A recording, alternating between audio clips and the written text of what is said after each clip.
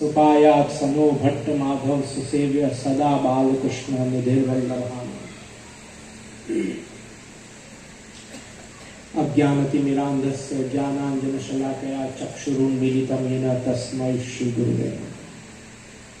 अत्र विराजमान जगतगुरु महाप्रभु श्री आचार्य चरण की 84 कुंज स्वरूप बैठक जी में दंडवत प्रणाम करके अत्र विराजमान श्री वल्लभकुल परिवार को यथोचित प्रणाम, मंचस्थ श्री मुकुंद भाई शास्त्री जी को यथोचित प्रणाम एवं बहुत सुंदर वक्तव्य और यथोचित मार्ग के सिद्धांत के अनुकूल वक्तव्य देने के लिए बहुत बहुत आचार्य आसन से आशीर्वाद भी हृदय से प्रकट करते हैं, जिसके साथ साथ आप सभी वल्लभी वैष्णवों को श्री महाप्रभु जी के 84 बैठक चरित्र के आज के अपने क्रम में मैं बहुत बहुत अभिनंदन और स्वागत करता हूं।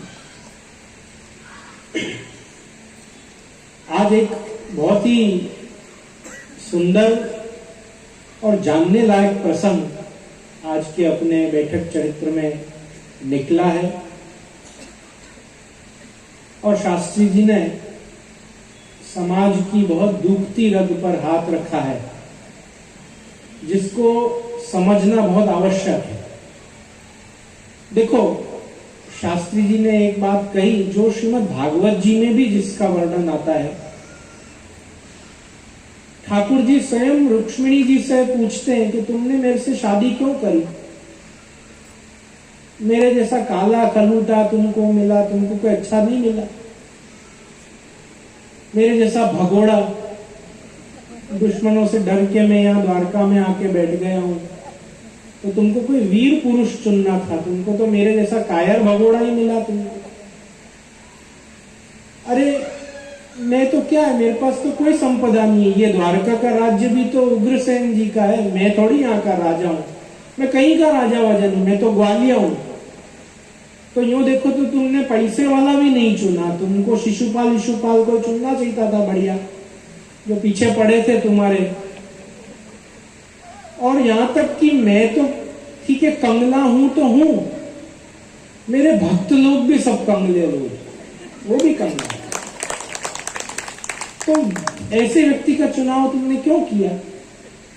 तो ठाकुर जी की ये बात सुन के रुक्मिणी जी शैया पे बिराजी बिराजी रुदन करने लग गए, वो रोने लग गए, क्योंकि वो तो लक्ष्मी रूपा है, वो तो साक्षात लक्ष्मी जी का ही अवतार है। रुक्मिणी जी तो साक्षात वो समझ गई कि ठाकुर जी मेरी परीक्षा ले रहे, कोई ना कोई कार्य से अप्रसन्न होंगे जरूर, और ये मेरी परीक्षा ले रहा है। तो रुक्मिणी जी ने ठाकुर जी की समस्त बातों का सम्मान करते हुए और उनको सत्य साबित करते हुए उनको मिथ्या साबित किया। कैसे किया? तो उन्होंने कहा, प्रभु आपने ये बात तो बहुत सही कही कि आपके जैसा काला कलूटा कोई दुनिया में है नहीं, लेकिन आपके श्याम रंग का महात्म्य यदि कोई जान ले तो उसका बेड़ा पार हो जाए। आपके श्याम रंग पे तो न जाने कितने योगी महात्माएं हजारों करोड़ों लाखों वर्ष से तपस्या कर रहे हैं। अरे आप जैसे मधुराधिप स्वरूप ये बात जानते हो कि जिस चीज में, जिस वस्तु में मिश्री अधिक हो जाए वही सामग्री काली पड़ती है। तो आप में मिठास की सीमा कहां तक नापी जाए, क्योंकि आप तो नख से लेकर शिख तक घनश्याम स्वरूप हो। सोचो आप में मिठास कितनी होगी, आप कितने मधुर रूप हो। तो आपका ये कहना कि मैं काला कलूटा हूं, ये बराबर है, लेकिन काले कलूटे को क्यों चुना, ये तो आप आपके प्रेमी जनों के पास बैठोगे तो बताने को इतना है कि जन्म जन्म कम पड़े, इतना हम आपके श्याम रंग पे बोल सकते हैं, इसलिए वहां न ही जाओ तो अच्छा है। दूसरी बात आपने कही कि मेरे जैसा कायर भगोड़ा द्वारका में आके बैठ गया है, तो मैं ये बात जानती हूं कि यश, श्री, ऐश्वर्य, वैराग्य और वीर्य में ये सब गुण आप में अपार विराजते हैं, इसमें वैराग्य गुण भी आप में अपार विराजता है। आप आपके उसी वैराग्य गुण के कारण यहाँ विराजे हुए हो। ऐसा नहीं है कि आपको शत्रुओं का भय, आप तो शत्रुओं को पीट पीट के 17 बार भगा देते हो। आप तो इतने बलशाली हो, आपके बल की कोई क्या था ना पे। पर आप जो यहाँ, ये आपका स्वभाव है। आप पूरी सृष्टि बनाकर एकांतवास करते हो, आप पूरी सृष्टि चलाकर भी रह प्रिय रहते हो, आप सारी सृष्टि का लय करके वापस योग निद्रा में पहुंच जाते हो। ये आपका वैराग्य गुण है, मैं जानती हूँ। इसलिए मुझे ये भ्रम में आप नहीं डालो तो अच्छा है कि आप भगोड़े हो और कायर हो और द्वारका जाके बैठ गए। आपने ये कहा कि मेरे पास तो कुछ नहीं है, मैं यहाँ का राजा नहीं हूं, मैं वहां का राजा नहीं हूं। आप राजाओं के भी राजा हो। आप तो वो जो राजाओं को राजा बनाते हो, जो जिस जगह का राज्य भोग रहे हैं वो आपकी कृपा से ही भोग रहे हैं। इसलिए आपको राजा बनने की आवश्यकता है भी नहीं। आप कहीं के किंग ना हो तो भी सारे किंग के किंग आप ही हो। ऐसा रुक्मिणी जी ने आपको उत्तर दिया। और फिर जो आया कि मैं तो कंगला हूं, मेरे भक्तजन भी कंगले हैं, तो उसमें कहा कि ये बात तो आपकी बहुत खोटी है। कंगले कौन सी दृष्टि से? क्योंकि आपके भक्त तो बहुत धनाढ्य हैं। आपको तो सुंदर सुंदर सामग्री अरोगाते हैं, रत्नाभूषणों से सुसज्जित करते हैं। उनके घरों में जाओ तो सोना के सिंहासन पे आप विराजे रहते हो। तो इतना द्रव्य होता है, फिर भी आपने उनको कंगला कहा है। मतलब आपके आगे वो भौतिक संपत्ति को कौड़ीवत गिनते हैं। इस दृष्टि से यदि देखा जाए कि भौतिक संपत्ति उनके पास कितनी है, उनसे पूछो तो वो कहेंगे कुछ भी नहीं, और अलौकिक संपत्ति के वो धनी के धनी है। इस दृष्टि से उनके जैसा महाधनी कोई नहीं है। और लौकिक संपदा की यदि आप बात कर रहे हो तो सच बात है, उनके जैसा कंगला कोई नहीं। करोड़ों होते हुए भी उनको उस धन की पड़ी ही नहीं। उनको तो आपके चरणारविंद की पड़ी। तो ऐसा रुक्मिणी जी ने ठाकुर जी को उत्तर दिया। तो जो शास्त्री जी ने जो विषय उठाया था कि जिस दिन आपके पास से द्रव्य कम होने लग जाएगा या लौकिक संपदा आपके पास से हटने लग जाएगी, वो दिन आप जानना कि ठाकुर जी की कृपा आप पे बढ़ने लग गई। इसका तात्पर्य ये नहीं है कि आप कृष्ण भक्त बन जाओगे, पुष्टि मार्ग बन जाओगे, पुष्टि मार्गी बनोगे और कृपा होगी तो पैसा कम होने लग जाएगा। आपकी आसक्ति उस पे से हटने लग जाएगी और आपकी आसक्ति भगवत चरणारविंद में लगने लग जाएगी। ये पुष्टि मार्ग की कृपा है। पुष्टि मार्ग अपने आप में हर प्रकार से धनाढ्य लोगों का ही मार्ग है। अपने ठाकुर जी से बड़ा कोई धनाढ्य है? श्री जी बाबा से बड़ा पैसे वाला कोई है? श्री वल्लभ कुल अपने तो गुरु भी सब रसिक, इत्र के शौकीन, दागिना के शौकीन, वस्त्र श्रृंगार के शौकीन, सब। कृष्ण के पास रहने वाला व्यक्ति रूखा हो ही नहीं सकता। कृष्ण के पास रहने वाला व्यक्ति टेस्ट वाला ही होगा। श्री गुसाई जी ने बैरागी को भगा दिया, रसिक को पास में रख दिया कि तू काम को है। क्यों? जिसको खुद को टेस्ट होगा उसको ठाकुर जी को रूह, गुलाब, केसर, चंदन अंगीकार कराने की बुद्धि होगी। इसलिए पुष्टि मार्ग, एक प्रसंग याद आ गया भौतिक संपत्ति और अलौकिक संपत्ति के ऊपर। हम नाथद्वारा में बहुत वर्ष पहले सेवा करने बड़े इनके आशीर्वाद से उपस्थित हुए थे। उस समय बहुत नया नया वृंदावन में एक मंदिर बना, कोई बाबा जी ने बनाया होगा, आज भी उसका बहुत आकर्षण होगा। तो वहां कुछ वैष्णव आए और उन्होंने थोड़ी देर उस मंदिर की बहुत प्रशंसा करी कि क्या मंदिर बनाया, जहां लाइटिंग वहां लाइटिंग, ये लाइटिंग वहां नक्शी, ये नक्शी। अरे वृंदावन जाए और वो मंदिर नहीं देखा तो क्या देखा, ये वो कहा। और क्या कहें, वो जमाने में बताया था आज से बहुत साल पहले कि 10 करोड़ का मंदिर बना था, 10 करोड़ रुपए का मंदिर। तो हम जब वहां बैठे थे तो वहां एक बहुत वयोवृद्ध बालक विराजे हुए थे, वल्लभ कुल के। उन्होंने बहुत हंसे, वो पेट पकड़ के हंसे। तो हम सबने पूछा कि आप क्यों हंस रहे हो, आप कृपा करके बताओ। क्योंकि ऐसे वयोवृद्ध जानकार बालक, उनका तो हास्य भी उपदेश, उनके भावाश्रु भी उपदेश, वो उठ जाए तो उपदेश, वो बैठ जाए तो उपदेश, अपने गुरु का तो अपने गुरु की हर अदा उपदेश ही है। आप में जानने की उत्सुकता होनी चाहिए कि वो इस समय क्यों नहीं हंसे, वो इस समय क्यों हंसे, वो इस समय क्यों नहीं रोए, वो इस समय क्यों रो दिए। ये सब आपको जानने का विषय है। तो हमने उनसे पूछा कि आप क्यों हंस दिए? तो उन्होंने कहा कि आज जो श्रीजी बाबा ने जो हीरा को जड़ाऊ वेत्र धर्यो है, वो वैष्णव के समूह से कहा कि आज जो श्रीजी बाबा ने जड़ाऊ हीरा को जो वेत्र धर्यो है, वो श्री हरिराय जी के काल में चतुर्दश कोटि में सिद्ध भयो, ऐसा वर्णन आवे। आज से 350 साल पहले श्री हरिराय जी के काल में श्री हरिराय जी के एक सेवक ने 14 करोड़ रुपया में श्रीनाथ जी का एक वेत्र सिद्ध कराया। तो हंस के आपसी ने आज्ञा करी कि वह वेत्र को खाली पोपट की चोंच दे दे ना, तो वो मंदिर सामने खड़ो खड़ो बिक जाए। इतना धनाढ्य अपना श्रीजी बाबा है। अपने श्रीनाथ जी की संपदा भौतिक दृष्टि से भी अगर देखो तो अपने मार्ग में अपने ठाकुर जी जैसा धनाढ्य कोई नहीं, और अपने ठाकुर जी के भक्तन जैसो भी धनाढ्य कोई नहीं कि जो ऐसो स्वामी अपने माथे विराजे, श्रीजी बाबा जैसो, श्री महाप्रभु जी जैसो।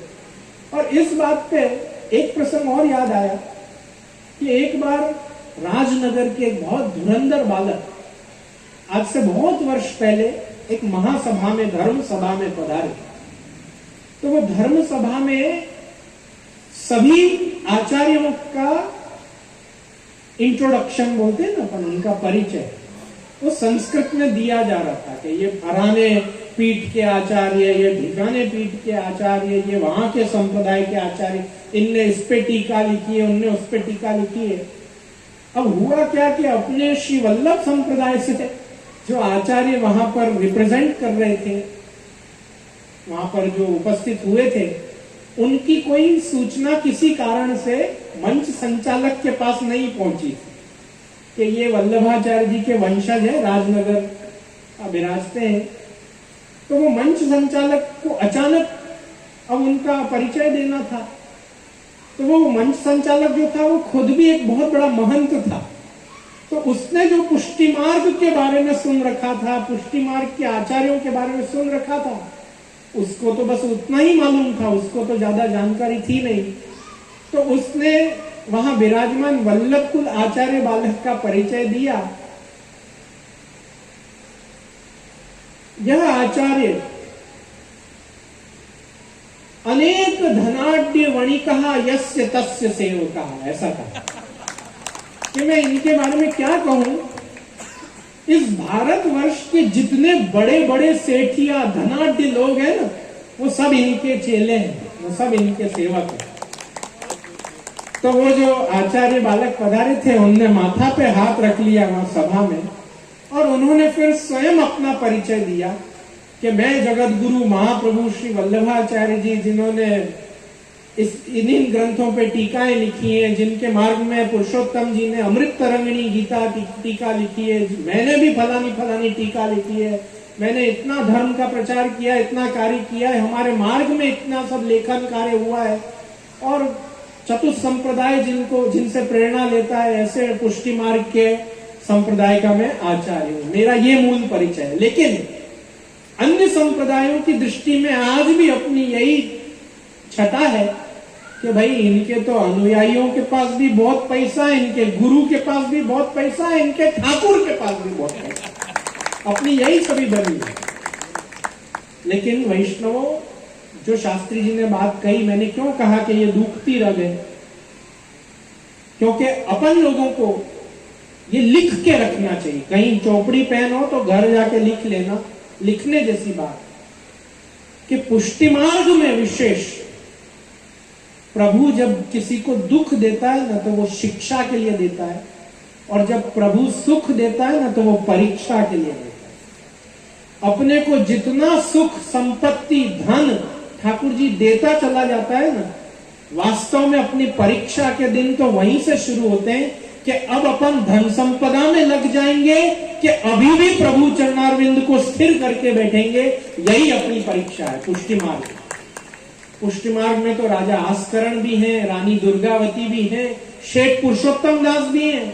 शेठ पुरुषोत्तम दास जी के लिए वार्ता में आता है कि 500 साल पहले अनेक करोड़पति, उनके करोड़न की कोई था नहीं थी, ऐसे जाने कितने करोड़न के आसामी शेठ पुरुषोत्तम दास जी हैं 500 साल पहले। अभी मैं हंस रहा था, अभी आचार्य चरण के चरित्र में आया कि फलाने मुखिया जी को सामग्री के आचार्य चरण ने 10 रुपया दिया। सोचो 500 साल पहले 10 रुपया कितनी बड़ी राशि है, आज के 10 लाख के भी ऊपर मानो। 500 साल पहले 10 रुपया निकाल के देना, अरे मेरे दादी जी के काल में 2-3 हजार रुपया में, अपने दादियों के काल में 2-3 हजार में महीने भर का किराना भर जाता था। 2-3 हजार रुपया में, याद करो जमा। तो 500 साल पहले 10 रुपया क्या चीज होगी सोचो। और 500 साल पहले शेठ पुरुषोत्तम दास जी जाने कितने करोड़ों के करोड़पति। तो पुष्टि मार्ग को अपन पैसा से अलग नहीं रख सकते। पुष्टि मार्ग तो है ही, धनाढ्य का भी मार्ग है, दिलदारों का भी मार्ग है।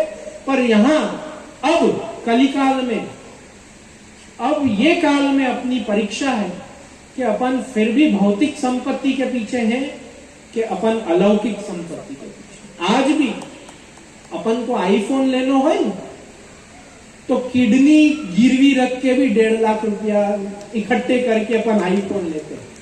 क्यों? स्टिकर का पैसा है पीछे, आईफोन है आईफोन। और जन्मदिन के दिन पलना लिखाने और 5,000 राशि ना, तो 5,000 क्या थी कारवा। जबकि शाम को रेस्टोरेंट में जाके 8,000 का बिल होने ही वाला है। रेस्टोरेंट में 8,000 का बिल होएगा, 2,000 का केक आएगा, गिफ्ट पे 5-7 हजार और उड़ने वाले हैं। लेकिन अपने जन्मदिन पे पूरे साल भर में कुछ मनोरथ किए हो कि नहीं किए हो, बालक को तपेली, पलना, राजभोग, ये सब का ख्याल अपने को नहीं आता भी कोई स्मरण भी करावे तो अत्यारे अनुकूलता नहीं। तो ये तो अपनी परीक्षा है कि अपन अभी भौतिक संपत्ति में है कि अपन अलौकिक संपत्ति में। अपन को इवेल्युएट करना आना चाहिए। एक बहुत सुंदर विषय निकला कि अपन तीर्थ में जाएं तो तीर्थ पुरोहित का सम्मान होना ही चाहिए। वैष्णव, कौन सी जगह अपन एजेंट को पैसा नहीं दे रहे बताओ? ट्रेन टिकट में एजेंट को पैसा, प्लेन टिकट में एजेंट को पैसा, वेबसाइट को पैसा, अपन जहां जाए वहां पैसा खर्च रहे। एक अपने पुरोहित को जो तुमको आशीर्वाद ही देगा, तीर्थ घाट पे खड़े होकर क्या बोलेगा? शत्रु नाम बुद्धि नाशस्तु मित्रा नाम उदयस्तव। तुम्हारे शत्रु की बुद्धि का नाश होए और तुम्हारे मित्रन की बुद्धि का उदय होए, यही आशीर्वाद तुमको घाट पे खड़े रह के देगा। आपने कभी ब्रज के तीर्थ पुरोहितन को बोलते सुना? ध्यान देकर सुनना वो क्या आशीर्वाद देते। ब्राह्मण के वचन, विष्णु के प्रसाद, मन के मनोरथ पूर्ण होए, सेवा में चित्त सदा लगो रहे। अपने तीर्थ पुरोहित मथुरा की चौबाजी, ब्रज के चौबाजी बोलते क्या है, कभी ध्यान से सुना नहीं। अपन तो वही टेंशन में है कि ये 1,000 ले जाएगा, 1,500 ले जाएगा, 2,000 ले जाएगा। अरे सुनो तो सही, कितने सुंदर आशीर्वाद दे रहा है। सेवा में चित्त लगो रहे, मन के मनोरथ पूर्ण होए, ब्रजवास फले, ये सब आशीर्वाद दे रहा है। अरे अपने घर में एक कारपेंटर प्लम्बर आता है ना, वो भी दिन का 1,000 रुपया लेता है, कड़िया भी 1,000 रुपया लेता है।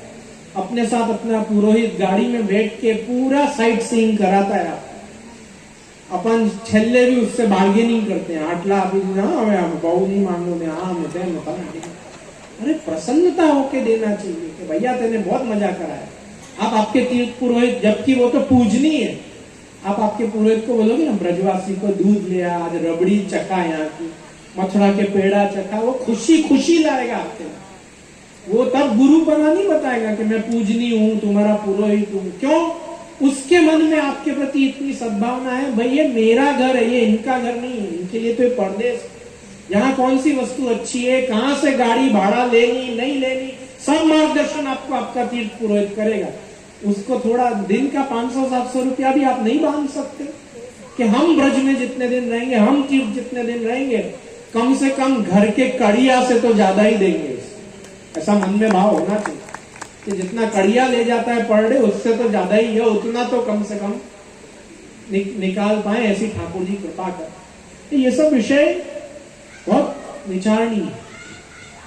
श्री आचार्य चरण के स्वरूप के बारे में तो अपन कहाँ तक गाएं और कहाँ तक बोले। ये तो बहुत भाग्यशाली हो आप सब वैष्णव जो 2-3 घंटा निकाल के देखो। वैष्णव, मैं तो हृदय से एक बात कहता हूं कि मैंने जितना वल्लभ वाङ्मय स्वरूप पुष्टि मार्गी साहित्य पढ़ा, मैंने ये जाना है कि बहुत जन्मों के पुण्य एकत्रित होते हैं तब कोई वैष्णव बनता है। बहुत जन्मों के पुण्य एकत्रित होते हैं तब कोई वैष्णव बनता है। जब ठाकुर जी की कृपा होती तब व्यक्ति भगवदी बनता है, और जब श्री आचार्य चरण की कृपा होती है तब वो वल्लभी बनता है। वल्लभी से ऊपर पुष्टि मार्ग में भक्त के लिए कोई श्रेणी नहीं। अब ये हमको देखना है कि हम कौन सी कैटेगरी में।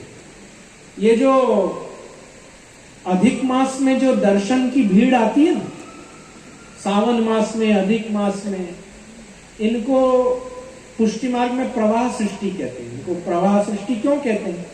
ये अधिक मास में ही दिखते हैं, ये अधिक मास के अलावा कभी नहीं दिखते, और ये सावन मास में ही दिखते हैं। तो भाव भक्ति भादो नदी बहरो ही गहरा है, गहराई तब जानिए जब जेठ मास ठहरा। भाव भक्ति और भादों की नदी ये तो समय आने पे बहुत बहती है। अपने को लगता है हाँ क्या छलोछल नदी, लेकिन वास्तव में नदी तो उसको कहते हैं जो जेठ मास में भी बहती हुई दिखे। वास्तव में नदी तो वही है। तो वल्लभी वो है कि जो वल्लभ कुल और वल्लभ कुल को घर दोनों पूरे साल पकड़ के बैठे रहे ना, वो वल्लभ है। कि अपन तो महाप्रभु जी और महाप्रभु जी के वंशजन की शरण के अलावा अपनी कोई ठोर नहीं, अपना कोई स्थान नहीं। बाकी प्रवाह सृष्टि क्यों कहते हैं उसको? वो नदी की तरह ही, प्रवाह की तरह ही आती है और प्रवाह की तरह ही चली जाती है। वो कब आई और कब गई दर्शन में आजू बाजू वाले लोगों को भी पता नहीं चलता कि कौन है ये लोग, आज से पहले क्यों नहीं दिखे ये लोग, और आज के बाद भी नहीं दिखेंगे। तो प्रवाह सृष्टि जो है, अपन मात्र वैष्णव है, अपन ठाकुर जी के रसिया बने तो भगवदी बने, और अपन श्री वल्लभ के रसिया बने, महाप्रभु जी के रसिया बने तो वल्लभी बने। तो अब अपन को यह तय करना है कि अपन कौन सी श्रेणी में। पुष्टि मार्ग प्रेम का मार्ग है। यहां हर वस्तु को प्रेम से तोला जाएगा।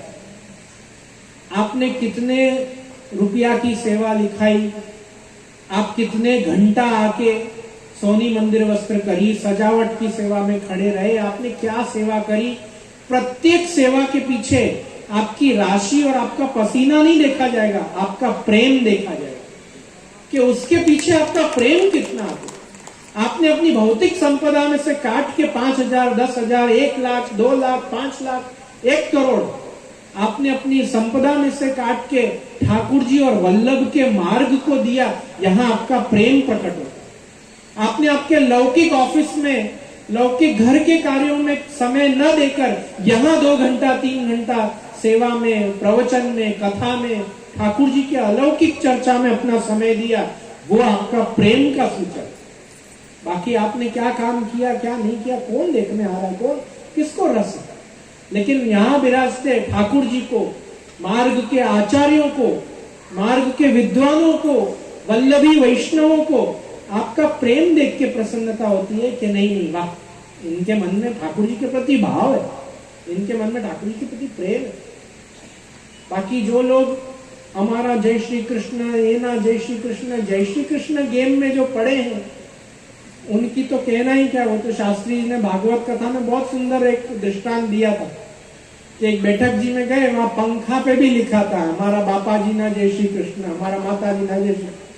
अब स्विच चलाओ तो प्रेत, भूत प्रेत की तरह घूमते रहे उनके नाम, जय श्री कृष्ण, यहाँ वहां जय श्री कृष्ण घूमता रहे। पंखा हिले तो वो भी उनका नाम नहीं।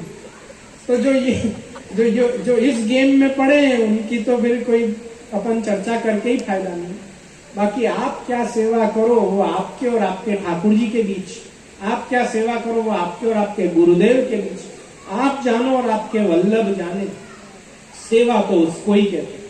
बाकी जहां अपना नाम आया, अहमता ममता जहां आई, अपन ने ब्रह्म संबंध के समय अहमता ममता का ही तो समर्पण किया है।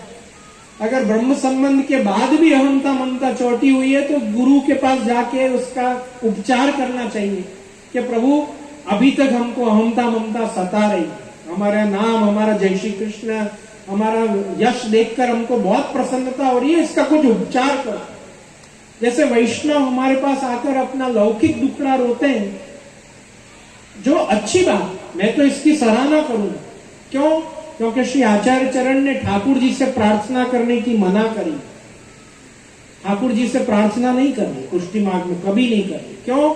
श्री महाप्रभु जी आज्ञा करते हैं स्वाम्याभिप्राय संशय, तुमको अपने स्वामी के अभिप्राय पर संशय है, मत करो अपने स्वामी के अभिप्राय। ठाकुर जी ने जो तुम्हारे लिए विचारा है वो सही ही विचारा है।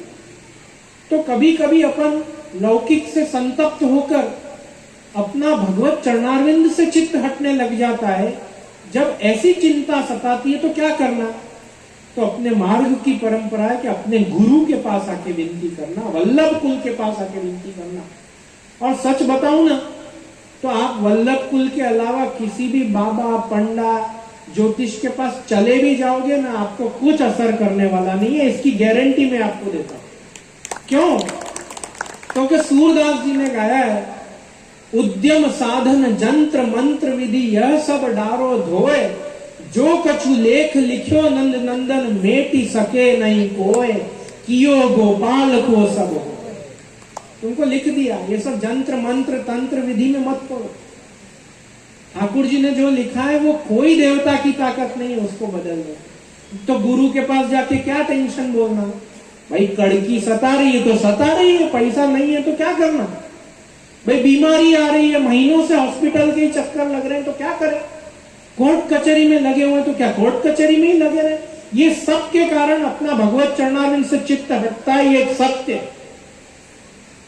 तो ये कष्ट लेके कहां जाना? अपने गुरु के पास जाना कि प्रभु गुरुदेव, ये सब के कारण हमारा आप में चित्त नहीं लग पा रहा, ठाकुर जी में चित्त नहीं लग पा रहा।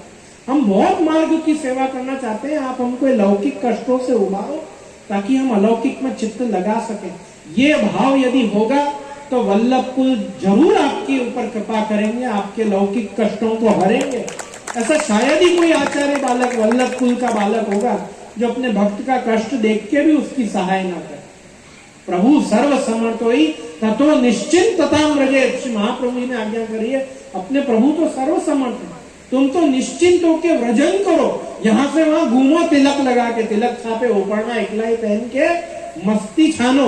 महाप्रभु जी और कौन से ढंग से अपने को अभय दान देंगे बताओ?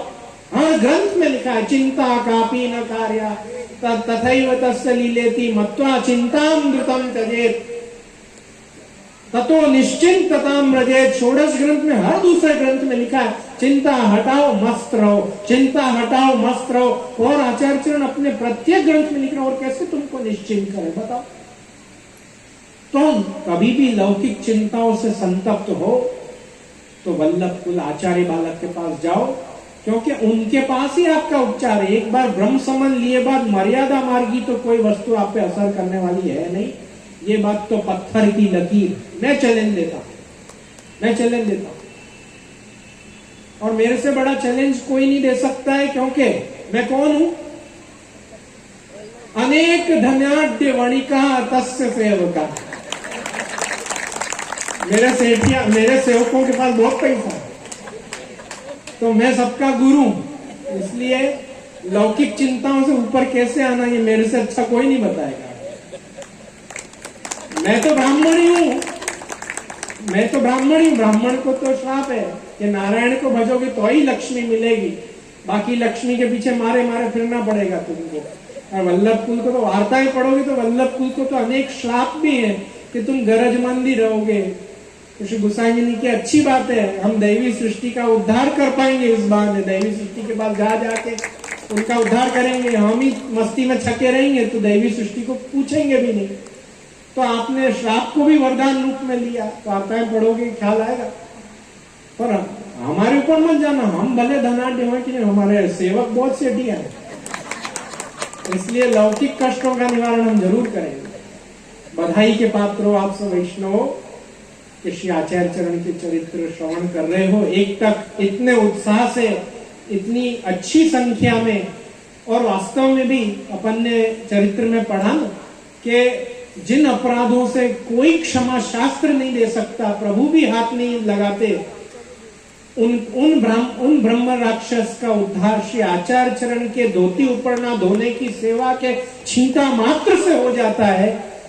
तो कृष्णदास मेघन आदि महाप्रभु जी के वैष्णवों के संग से उनका उद्धार हो जाता है।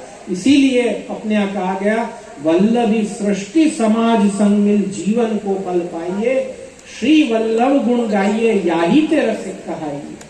अपने यहाँ एक घर में बैठक चरित्र के पन्ना पलट लो, जरूर पलटो। ऐसे ऐसे आयोजन नित्य नित्य तो होते नहीं है, तो काम तो अपना स्वाध्याय ही विशेष रूप से आएगा, लेकिन एक घर में वार्ता साहित्य पढ़ना और एक गुरु शुश्रूषा, गुरु सानिध्य में बैठ के भगवदियों के संग में किसी भगवत चरित्र को, आचार्य चरित्र को पढ़ना, वो विशेष फलदायक बताया गया है। इसलिए वल्लभी सृष्टि समाज संग मिल, जो कार्य करनो वो वल्लभी सृष्टि को संग मिलकर करना। आज अपनी आवश्यकता तो है ही, पर अपनी मजबूरी भी। अपन होली कहां मना? अपन होली क्या रास्ते में चलते मवालियों के साथ मना? अपन एक दूसरे को रंग लगाने जाएंगे, कौन कौन सा पात्र है, कौन कुपात्र है, क्या मालूम? अपन अपने घर में भी गुलाल अबीर उड़ा के होली नहीं खेल सकते। रोज रंग कौन कराएगा? एशियन पेंट के डब्बे का भाव मालूम है? तो होली कहां खेलो? हवेली में आके ना उड़ा, और जितना उड़ाने उड़ाओ, कोई तुमको नहीं बोलेगा इतना मन गुलाल को उड़ा दिया तुमने। और खेलो, वल्लभ, सभी वल्लभ ही हैं, सब अपने परिचित हैं, वल्लभी सृष्टि है ये। यहाँ पे ये लाल दरवाजा के अंदर मैं खातरी देता हूं, एक भी आड़ू का पाड़ू दिख जाए तो मेरा नाम पोपट बाबा रख देना, मेरी गारंटी। एक भी आड़ू का पाड़ू नहीं दिखेगा, सब वल्लभी जन दिखेगा। तो यहाँ आके कोई भी चीज का आनंद लेना, उसका तो आनंद ही आनंद। अब देखो ना, बाबूजी ने मेरे से पूछा कि रोज वैष्णव के प्रसादी का क्रम चल रहा है, तो कल क्या प्रसादी रखें? मैंने कहा कल मेरी फेवरेट वस्तु रखो, भेल। कल भेल। तो बाबूजी ने कहा आपको भेल अरोगने का मन है तो मैं आपके लिए बना लेती हूँ। मैंने कहा मेरे को खाली मन नहीं है, मेरे को लेवाने का भी मन है। मैं चाहता हूँ कि मेरे वैष्णव भी मेरी प्रिय वस्तु। देखो, मैं मेरी प्रिय वस्तु भेल क्यों है मालूम? भेल में आता है मुरमुरा। मुरमुरा का चरित्र कल ही तो अपन ने सुना, श्री आचार्य चरण ने मुरमुरा मंगवाया, तो मुरमुरा को देख के श्री आचार्य चरण का स्मरण स्वतः ही हो जाता। उसमें पढ़ते हैं फीका सेव, फीका अंश। आपको मालूम, पुष्टि मार्गी को ही पता होता है कि गाठिया और फीका में क्या फर्क होता है। बाकी पुष्टि मार्गी वैष्णव के अलावा पीली सेव जो दिखे वो गाठिया ही है उसके लिए, ऐसा नहीं होता। फीका में नमक नहीं होता, खाली काली मरी होती है, बेसन और काली मरी, इसीलिए उसको फीका बोला जाता है। उसका नाम क्या है? फीका। उसमें नमक नहीं होता, और वो बालभोग में सिद्ध होता है, वो अनसकड़ी माना जाता है। और रसोई में, सकड़ी की रसोई में गांठिया बनता है, उसमें मसाला भी पड़ता है, उसमें नमक भी पड़ता है, उसमें सब पड़ता है। तो फीका जो है वो ब्रजभक्तन का भाव है, अनसकड़ी में सिद्ध होता है। मुरमुरा श्री आचार्य चरण की सुधि दिलाता है। चटनी, संधाना, ये सब गोपी जनन के भाव रूप बताए गए हैं। तो भेल में जब भी देखता हूं ना, तो मेरे को वल्लभी सृष्टि एकत्रित होके दिख रही हो ना, ऐसी दिखती है। ये मेरे पर्सनल वचनामृत है, इसका कहीं लेख ये पूछ मेरे से ये मत पूछना कौन सी वार्ता में लिखा, ये तो मैंने मेरा भाव प्रकट किया। थोड़ा हास्य प्रसंग भी होना चाहिए, आनंद लेना चाहिए विनोद। बाकी तो आचार्य, वकील और डॉक्टर, ये तीन साइटेशन के साथ दिखे तो ही शोभते। और जैसा कि शास्त्री जी ने कहा कि मित्र, सचिव, वैद्य, गुरु, प्रिय, भोले, भय, आस।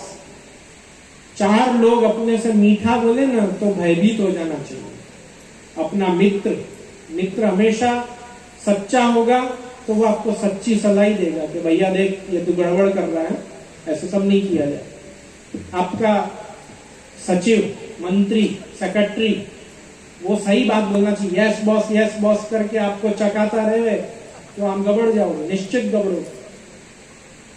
आपका वैद्य आपको बोले चॉकलेट पसंद, जरूर खाओ, खूब खाओ, मीठा खाओ, मस्ती से खाओ, वैद्य उल्टा भी बोलना आना चाहिए। हाँ બધું બંધ કરો ભાઈ, मरवानी इच्छा है, बहू वेला टिकट कटावानु है तमने। और गुरु, चौथा गुरु आपको स्पष्ट वक्ता होना चाहिए। गुरु भी मीठा मीठा बोले, हाँ बस तुम आनंद से मेरे पसंद का मार्ग का कार्य करते जाओ, बाकी तुम जानो तुम्हारा काम जाने, ऐसा गुरु नहीं होना। तो गुरु कड़वी, तो धर्म उपदेशक भी कड़वा बोलने वाला होना चाहिए। वो कड़वा बोले तो समझना अपने फायदे की बात हो रही है, वो मीठा ही मीठा बोले ना तो अपने को संभल जाना चाहिए। तो ये रामायण में आता है, रामायण का ये वचन है कि मित्र सचिव वैद्य गुरु प्रिय भोले भय आस। तो तात्पर्य यह हुआ कि श्री आचार्य चरण का चरित्र बहुत भाग्यवान भगवदी वैष्णव को ही श्रवण करने को मिलता है। महद भाग्यवान लोग ही एकत्रित होकर वल्लभी सृष्टि समाज संग मिलके जीवन का फल लेते हैं। और अपन जैसे भाग्यवान, तात्पर्य ये भी हुआ कि कल अपने को वेला वेला श्री वल्लभ चरित्र सुनने और भेलपुड़ी की पार्टी करने आना है, ये भी तात्पर्य हुआ। हुआ कि नहीं हुआ? हुआ। और चौथा ये कि बेग बेग श्री आचार्य चरण का आश्रय का पद करके दृढ़ाश्रय श्री चरणारविंद में श्री महाप्रभु जी के अपने को सिद्ध हुए। आज के सखड़ी कड़ी का प्रसाद लेकर ही वैष्णव जाएंगे, ऐसा मेरा अनुरोध है, आज्ञा भी है। अगर आप बिना लिए गए तो मैं आपसे प्रेम वाला झगड़ा करूंगा, फिर देख लेना। प्रेम वाला झगड़ा करने के लालच में लिए बिना चले जाओ, ऐसा मत करना। झगड़ा करने की इच्छा होगी तो अपन स्वतंत्र भी कर लेंगे, पर भगवत प्रसाद तपेली महाप्रसाद लेके ही घर जाएंगे। और जो मनोरथी बैठक जी के, जिन्होंने धोती उपरना धराने का मनोरथ मन में धराया है, वो हमारे संग श्री आचार्य चरण की आज की 12 बैठक जी का आनंद लेंगे। बाकी के वैष्णव दर्शन सुख लेंगे और हम सब मिलके आश्रय का पद करेंगे। आओ हम और आप मिलके आश्रय का पद। दृढ़ चरणन केरो भरोसो, दृढ़ चरणन केरो, श्री वल्लभ नख चंद्र छटा बिना, सब जग माज अंधेरो भरोसो, दृढ़ चरणन केरो, साधन और नहीं कली में जासो अनिरे, सूर कहा कहे द्विविध अंधेरो, बिना मूल को चेरो भरोसो, दृढ़ चरणन के। श्री गिरिराज धरन की, श्याम सुंदर श्री अम्बे महारानी की, श्री वल्लभाधीश की, श्री गोसाई जी परम दयाल की, आज के सभी वैष्णव से मेरा एक अनुरोध और है कि शास्त्री जी का चैनल बहुत अच्छा है, मैंने भी उसको देखा है, व्यू किया है, सब्सक्राइब किया है, श्री कृष्ण पुष्टि भक्ति। उसमें शास्त्री जी का शरद पूर्णिमा पे भी एक बहुत अच्छा उनका वक्तव्य है, क्लिप है। रास शरद पूर्णिमा आदि पे भी उन्होंने बहुत सुंदर वक्तव्य दिया हुआ है। तो आप सब वैष्णव जरूर शास्त्री जी का चैनल फॉलो करें। वैसे भी हमारे पूरे नंद भवन के वल्लभकुल परिवार के मुख से शास्त्री जी के लिए शास्त्री जी निकलता ही नहीं, उनके लिए व्यास जी ही निकलता है मुंह से। और व्यास जी का तात्पर्य क्या होता है मालूम है? हर प्राचीन घर के, हर प्राचीन हवेली में एक ऐसा व्यक्ति, घर का व्यक्ति ऐसा होता है जो सारे पुराण कथाएं सुनाना ही जिसका कार्य होता है।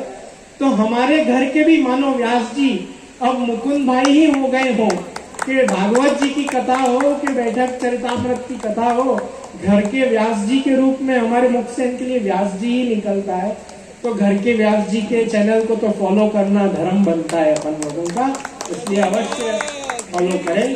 श्री वल्लभाधीश। हाँ, ग्रुप में भी लिंक डालेंगे आज रात को शास्त्री जी का।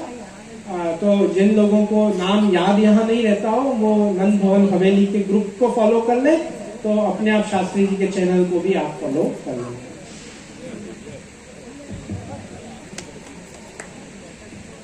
जिन मनोरथी वैष्णव का नाम यहाँ से अनाउंस होगा, उनसे अनुरोध है कि वे सभी वैष्णवजन पूज्य महाराज जी के पास बैठक क्रमांक 36 पर आ जाए जिससे उन्हें सेवा का अनेरा अवसर प्राप्त हो सके। बाकी सभी वैष्णव जन अपने अपने स्थान से बैठक जी को दंडवत तथा दर्शन का लाभ लेवे।